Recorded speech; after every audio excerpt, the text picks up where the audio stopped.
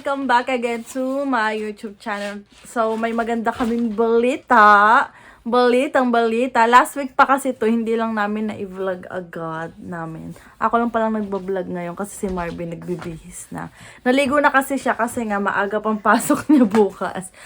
So, di ba nag-start na school ni Marvin nung kailan ka nag-start? Nung Tuesday. Tapos ngayon Wednesday, bukas. Kasi wala siyang pasok whole day ng Thursday. So, binigyan siya ni Ma'am Joy ng pasok ng Thursday sa Tim Horton, saka Sabado. So, may day off na si Marvin ng Linggo. Kaso ako hindi, walang day off. So, bali, kailan ba yon? Basta buong September, talaga sobrang busy ko tuwing day off ko ng Linggo. At may mga inaasikaso ako. Kaya si Marvin, siya naman yung talagang ano ngayon, tiba-tiba sa pahinga. Wow! Pahinga siya. Pahinga siya. Siya ang maglilinis ng kwarto, magtitiklop, maglo-laundry. Basta siya lahat dito sa bahay. Oh, lucky do siya. So, ayan nga yung good news namin, guys. Dumating na ang aming health card. Yay! Ayan na. Tapos yung itsura ko, guys, nako. Si Marvin nakangiti pa dyan ng konti. Tapos ako, o bigla siya napatawa eh. Bigla siya napatawa nung biglang nag-flash yung sa camera. Tapos yung sa akin, mas malabo yung sa akin. Pero okay lang yan. Bilog no bilog yung itsura ko. Tapos kabidyo call ko si mama kanina, pati ang lola ko sa Samar, sa Bisaya. Sabi sa akin eh, ang laki-laki ko na daw. Ang taba. Taba-taba ko na daw. Tapos tinanong, sabi ko kay mama, 60 kilo na ako. Ha? Ang laki-laki mo na, Casey. Kaya pala bilog na yung mukha mo. Mas malaki ka na sa akin kasi siya daw ay 58. Eh, sabi ko, pag uuwi nga galing trabaho, kain kami ni Marvin kasi nagluluto nga ako kada uwi namin. Pero nga, hindi pa ako nagluluto. Gawa nga nung nag-anniversary sila Tita Rem at si Tito Edwin. Kami yung naiwan sa, sa bahay nila tita, pati si ate Girly. Anong tawag doon, pinagsharong kami ni Tita Remy, dalhin na daw namin kasi wala nga daw kakain, madami-dami pa yung mga handa. ID ko, nandun na yung ID ko. Ayun, nakapagdala kami ng mga pang-ulam namin at yun yung inuulam namin mula nung kahapon. O gawa nung Monday, di ba nga walang pasok na masyal kami ni Marvin. Tapos yun, ang mga baon nga namin, yung galing kay Tita Remy. Kumakain ka rin, be? Ang sarap ng papaitan, guys. Ang sarap niya. Sabi nga kay Tito Edwin, share mo ba ako nitong iyong papaitan? Kasi yung inaanak nila, Tita Remy, iyon ang dala sa kanila, papaitan. Tapos, yun, binigyan ako Tita Edwin. Tapos, nag-search ako sa sa TikTok kung paano siya gawin. Dali lang pala. Gusto ko kasi may mga sabaw-sabaw na. Sabi ng mama ko, pag kasi, wag ka nang kumain ng gabi. Itulog mo na lang yung gutom. Baka magabi ko nga na lang prutas. Wala na pala tayong prutas, be. Prutas na lang, guys. So, ito, 2 weeks lang namin siya hinintay, itong health card namin. Nakwento na naman namin kung paano kami nag-asikaso nito. Mabilis lang talaga, guys. Ay, depende pala dun sa lugar na pupuntahan nyo. Kasi ibang Service Ontario, sobrang daming tao. Dun sa amin, sa May Lawrence, guys, kung gusto nyo, kung nandito lang naman kayo sa Scarborough, dito na lang kayo sa May Lawrence. Hindi konti lang, kasi nung kumuha ko ng Ontario ID, guys, sobrang bilis lang din namin ni Tita Remy. Pero baka yung Ontario ID ko, ipabalik ko na rin kasi baka mag-G1 ako. Kailangan ko talagang matuto pala mag-drive. Pero, natatakot talaga ako. Pero, syempre, pag nag-G1 ako, 8 months bago ako mag-driving test na G2. Oo, 8, mga 1 year. So, matagal pa naman, guys. Baka naman magkaroon kami ng sakyan ni Marvin next year, pero pinag-iisipan pa namin kung kakayanin kumuha na next year kasi kaya pa naman ng biyahe-biyahe or lilipat kami ng North York para mas malapit sa magiging trabaho namin ni Marvin. Pero may nag-advise sa amin si Tita Bina na wag daw kaming lumipat ng bahay. Maliit pa lang yung aming upa kasi syempre nagtaasan na nga sa amin 1,000 lang. Tsaka mas maganda daw na hindi kami malapit sa trabaho kasi hindi ka naman habang buhay doon sa work na yun, paiba-iba, ganyan, sabi ni Tita Bina. Sabi namin sa bagay, be. Kaya iyon, naisip namin na wag na muna lumipat kasi nagbabalak na sana rin kami lumipat. Kuha sana. Iyon guys. Pero hindi naman natuloy kasi nga, syempre, nagbabudget tayo. Ayun, ang health card natin, bali si Tita Regina, nag-message sa akin si Tita nung nalaman niyang nag-asikaso na kami ng OHIP namin. Kasi meron silang family doctor dito lang sa Kennedy Road yun, be, no? Kennedy, basta sa may Kennedy Road siya, guys. Ano, sabi ni Tita Regina, yung Ellesmere? Malapit lang? So, tapos, yung secretary daw, Pilipino, dating doktor sa Pilipinas, sabi nila tita, kaya sabi nila ay, doon na lang din daw kami. E di si Marvin, kanina, maagap naman siyang nakauwi. Anong oras ka nakapunta doon? Kasi, ano lang siya, parang halos half day ka lang ata. Parang mga half day lang ata siya, tapos yung gabi niya, online na siya. Kaya nakapunta siya doon. Tapos pagdating niya doon, may binigay na calling card, tawag na lang daw para magpa-book ng appointment, ganun ba, be? Para magpa-book ng appointment. Buti kasi may mga iba na antagal kasi bago maasikaso din dahil hindi din sila tumatanggap ng mga bagong kliyente. Pasyente, paano ba? Buti nga yun, sila Tita Regina na i-refer kami, sinabi ni Marvin, di na naman kami, naman si Marvin na naasikaso naman siya kanina. Tapos natawagan mo na, be? Hindi pa, hindi ko pa available.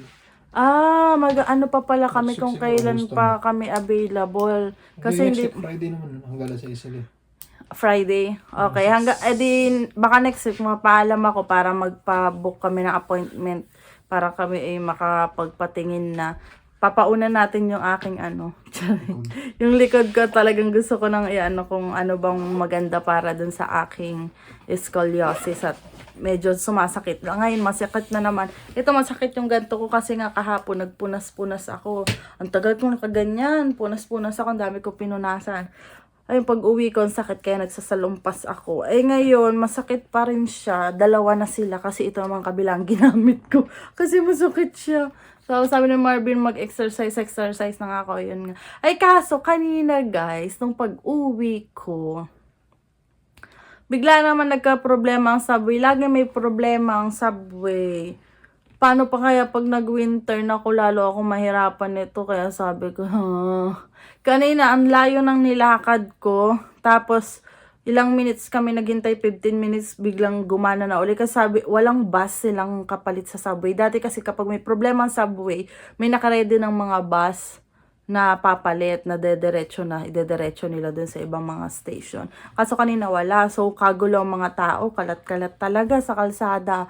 Tapos, biglang bumalik after 15 minutes ata ako naghintay. Tapos yun, nakasakay na uli. Ang tugol bago ako nakauwi. Talagang pagod ako. Antok na antok ako kanina. Di ko nga namalayan. Sobrang himbing na pala ng tulog ko Pero, ganun talaga ang life. Tiis-tiis na lang. Ayun. So, excited na talaga kami. Kasi yung OHIP. So, hindi na kami natatakot ni Marvin sabi ni Marvin, pwede na mag-baby, meron na.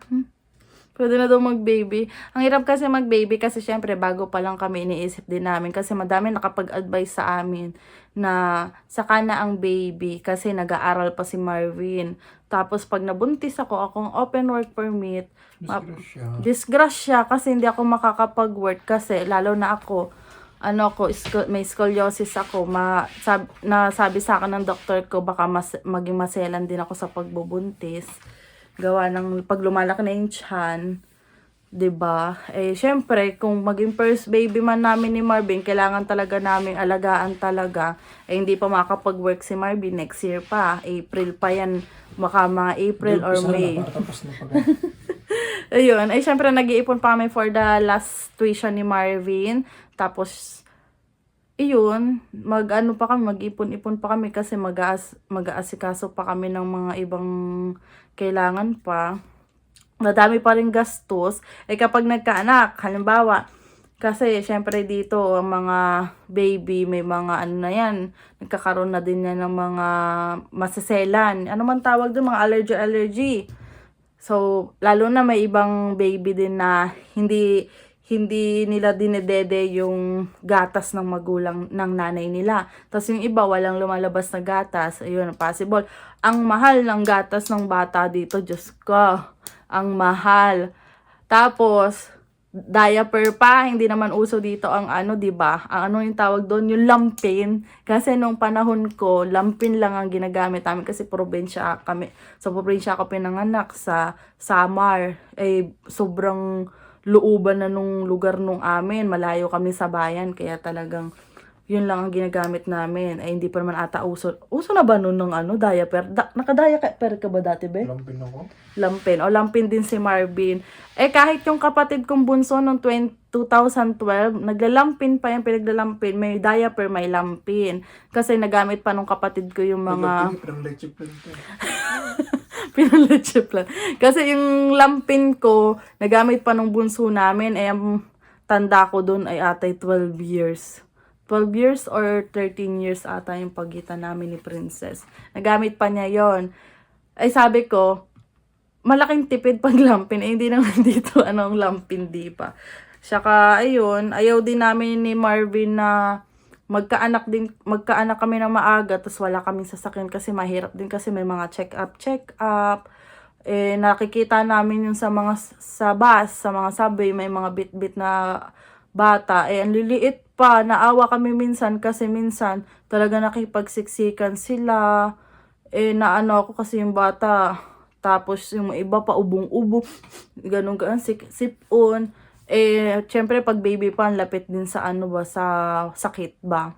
Syempre, mag-iingat ka rin at lalo na kung first baby. Tapos, ayun, walang mag-aalaga. Kasi ako, kaya ko mag-alaga mga ilang buwan na, pero pag ganyang firstborn pa, hindi ko kaya mag-alaga, guys. Takot ako kasi di ba malambot yung bunbunan nila. Malambot yung bunbunan, o nga, bunbunan nila. Kasi dati na pag naglilinis sila mama, wag daw yung bunbunan kasi ano nga, bawal daw yung parang maganyon, sabi nila mama. Kaya yun. Tapos parang natatakot ako maghawak ng bata pag papaliguan talaga. Hindi naman pwede hindi natin papaliguan ng baby, diba? Tapos ayan, kasi nakwento sa akin Ate Roxanne yung experience niya panganganak dito. Tapos nakwento rin sa akin ni Laate, yung mga matatagal na dito nanganak. Kasi daw minsan syempre pag dito ka nanganak, yung iba daw hospital parang inaano ka na agad na cesarean.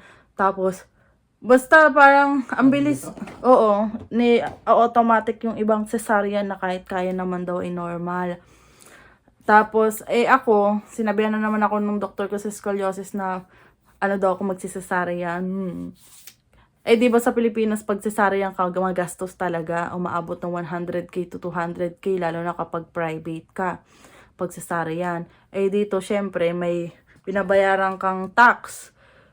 Magagamit mo 'yon, yung OHIP, kasi meron kang binabayaran na tax. So hindi mo kailangan pag bigla kang nanganak ng emergency. Ha? Pag bigla kang manganak ng emergency, wala kang ipon, wala kang babayaran sa ospital kasi nagbabayad ka ng tax. Hindi tulad nun sa Pilipinas, kailangan talaga may ipon kapag nanganak ka, lalo na pag biglang emergency talaga. Kasi hindi natin masasabi, madami talaga nangyayari na alam mo normal ka, tapos ang hirap lumabas ni baby, may komplikasyon na ganto ganyan, biglaan talaga na cesarean. Kasi mga kaibigan ko kasi nung high school, mga kaklase ko nung high school, halos kalahati or lampas kalahati na yung mga may anak. Tapos yung nakikita ko puro cesarean. Natuwa ako dun sa isa kasi kambal, kasi gusto namin ni Marvin kambal. Para dalawa agad ba. Gusto namin babae at lalaki, ganyan. Pero wala naman kasi sa namin yung kambal sa lahi. Kasi sabi-sabi sa lahi daw yun, ganan. So, iyon. Kaya, wala pa sa isip namin. Ang inaano namin, baka pag naging PR na kami, doon kami magbalak mag-baby. Para naman ready talaga kami. Or, kahit hindi pa PR, siguro mga, na kami dito, naka 2 years na na-work si Marvin.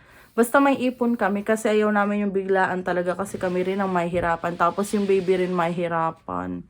Hindi naman mahihirapan. Parang, yun nga, kapag hindi pa kami ready, kawawa din naman yung bata. Kasi sabi ni Marvin, ayaw daw niya dumating sa point na pagsisihan ng anak namin na kami ang naging magulang. Dapat daw ready kami. Di ba, be? Di ba, be? Sabi mo yun? Oo, daw. Ha? Sabi ko ba yan? Sinabi, ito, wag na natin tanongin si Marvin kasi lagi niyang nakakalimutan, guys. Basta masaya na kami at nandito na yung aming health card. Hintayin na lang namin, mag-aano na lang kami, papa-appointment na lang kami kung kailan kami available. So, excited na tayo, iba-vlog namin uli yan. Yung mga is-upload ko kasi nung nakaraan, medyo putol-putol yung upload ko kasi sobrang busy. Tapos yung nagkaroon naman ng time na pahinga talaga, niyaya kami nila Tita Nancy sa Niagara. Tapos, ayun, kami ni Marvin dapat mag-CNE, hindi kami natuloy kasi na late kami. Pero, nakapag tour naman kami dun sa anong tawag dun sa boat na yon, yung sinakyan natin. Basta nag-tour. Oo, nag-tour kami. Tita Remy? Hindi. Punta tayo ng Toronto Island. Ah. Ayun guys, biglaan kasi yon. Ayaw pa kasi namin ni Marvin pumunta mismo doon sa, ang tawag yung Center Island. Kasi may nihintay kaming kasama, yun si Ate Erica, yung naging ka-work ko dati sa sa downtown doon sa cleaning. Kasi si Ate Erica, mag-isa lang siya dito sa Canada, yung family niya nasa Pilipinas. Kaya sabi ko kay Marvin, si Ate Erica lagi naming isama. Tapos yun nga, nagchat-chat. Pag nagkakasama kami na Ate Erica, lagi nasasabihin. Kaya minsan nakikita nyo kasama namin si Ate Erica. Kaya pag sinabi ni Ate Erica na try natin tong food, hati tayo, na gumagastos kami ni Marvin kasi minsan lang kami magkasama ni Ate Erica. Tapos, yun nga, sabi ni ate, pag mamamasyal kayo, sama niyo ako ha. Kasi mag-isa nga lang siya, wala rin siyang kamag-anak guys.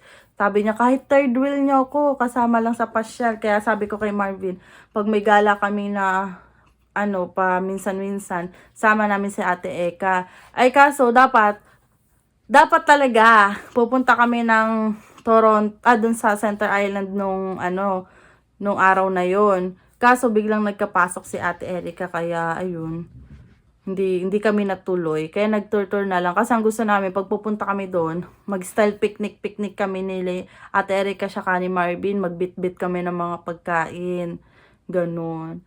So, sabi ni Paps na kwento-kwento ng iba, maganda na yung paboritong season ng Canada. Yung fall nga, padating na. Tapos madami rin daw na pwedeng pasyalan. Oh, ganda. Tapos gusto ko i-congrats si Ate Aliana. Yung kasama po namin last May, na bagong dating po na sabi ko ay head nurse sa Pilipinas. International student siya na 1-year course po siya. Kapapasa lang niya po ng registered nurse dito sa Canada. Galing talaga ni Ate Eliana. Alam ko na-release na yun sa US ng rehistro ng pagiging registered nurse niya. Iniintay na lang dito sa Ontario. Isang take lang yun guys. Ang galing-galing ni ate, isang take dito. Inihintay na lang niya. Sabi ko, ate ilang buwan? Sabi niya, 1 to 2 months daw siguro dadating na yung kanyang lisensya. Tapos pwede na siyang mag-part-time na nurse sa mga ospital. Kasi ngayon, nung dumating siya, naipasok siya ni Tita Reyes sa retirement home ata PSW si ate doon. Tapos parang nagpahinga ata siya ng 3 months. Pahinga kasi nag-focus talaga siya pag-aaral. Tapos yung partner niya si Ate Monique, siya yung talagang work ng work. Kaya kahagabi ka-video call namin, kabiroan namin, niloloko ni Marvin. Nagbibiroan kami. Kaya sabi ko, kasi nag-chat ko sa Ate Monique kung busy si ate. Tapos siya nakwento na hindi pa pala uli nagwo-work uli si ate. Sabi ko, tawag ako ate, magpagchikahan lang ako kay Ate Aliana. Kasi hindi na uli namin sila nakita mula nung, hindi pa pala ni Marvin uli nakikita sila Ate Aliana. Ako nakita ko sila nung birthday ni Tita Rhea. Ay, nung Taste of Manila pala kasama namin. Oo. Tuwan-tuwa kasi kami lagi ni Marvin pagkasama sila Ate Aliana. Talagang parang, talaga ako dun kay ate. Basta iniidolo ko talaga yung mga, yung mga nurse. Kasi halos mga nakilala namin dito puro nurse. Si Ate Giselle, si Tita Ann, si Ate Noel, ayun, si Ate Aliana. Tapos si Ate Lynn, yung natulong sa akin para mabigyan ng work yung mga open work permit, tsaka yung mga international student na mag part-time bilang cleaner. Yun, pag nakikita niya may ina-upload ako na maghahanap ng part-time, bigla siyang tatawag kapag may available. Nurse din pala siya sa Pilipinas, tas ngayon, nag-aaral daw si ate, tas magbo-board exam daw siya para maging nurse. Tapos, si Tita Nancy at si Tito Nathan, yung anak nila, nurse, sabi ko, wow, ang galing-galing. Puro nurse yung mga nakikilala namin. Sign na ba to? Charing. So, yan lang guys. Kami magpapahinga na din at magpapalagay pa ako papalagay pa ako ng mga salompas sa likod ko kasi masakit pa. Kaya next year kapag may mga baka kasi si ate Jessa yung taga lugar din namin Mauban, Quezon, baka umuwi ng Pilipinas. Pagbalik niya dito, papadala ako ng mga salumpas. Kailangan ko talaga yan, mga salumpas talaga at nananakit talaga siya. Pero minsan parang hindi naman lahat na or kailangan madami talaga akong ilagay. Baka siguro ganun guys.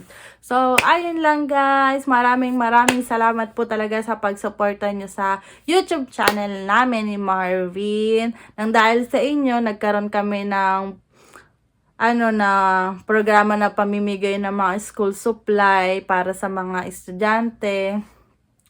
Pati mga pangtulong panggawa lamesa. Tapos, yun, sa susunod na parang parang next na balak namin ay napag-usapan na namin, hinihintay lang namin yung pondo namin from YouTube. Parang feeding program siya, guys, sa mga bata saka senior. So, yun lang guys. Maraming salamat po talaga. Don't forget to like and subscribe to my YouTube channel, pati po sa aking sa aking Facebook account na Crystal Larita. Nag-upload ako ng konti-konti ng mga reels. Pero hindi ko pa rin alam kung paano siya. Hindi ko pa rin naaayos yung sa Facebook page. Lang siya, parang update lang talaga. Hindi po ako kumikita pa ng pera doon kasi hindi ko alam kung paano. So, parang lang talaga siya. Oh, yan lang guys. Bye!